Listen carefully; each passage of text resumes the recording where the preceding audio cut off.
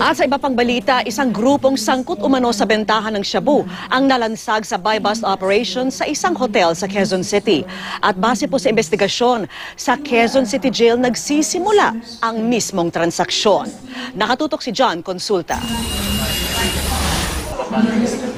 Agad inaresto ng mga tauhan ng NBI Anti-Illegal Drugs Division ang suspect ni Lovelyn Lominoque sa buy-bust operation sa loob ng isang hotel sa Quezon City.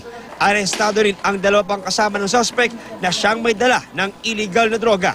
Bukod sa marked money na 350,000 pesos, nabawi rin ang halos kalahating kilong hinihinalang shabu. Ayon sa NBI, malabilibid daw ang modus ng grupong nalansag dahil ang transaksyon mula sa loob ng Quezon City Jail. Karamihan ng mga info ngayon is ang katansak is puro nasa kulungan. Nasa loob na nga ng kulungan, nakapag-transact pa rin. Kinumpirma ng isa pang suspect na si Emma Rada na asawa niyang preso ang nagkakasa ng transaksyon sa loob ng kulungan. Gaano po kayo katagal nag-usap? Wala pang isang oras.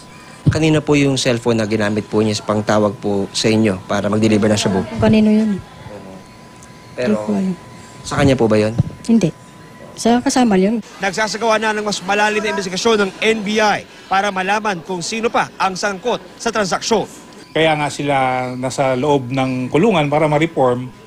Pero ang nangyayari ngayon is mas lumalakas pa sila tuloy kasi kahit nasa loob sila, nakapagbenta pa sila.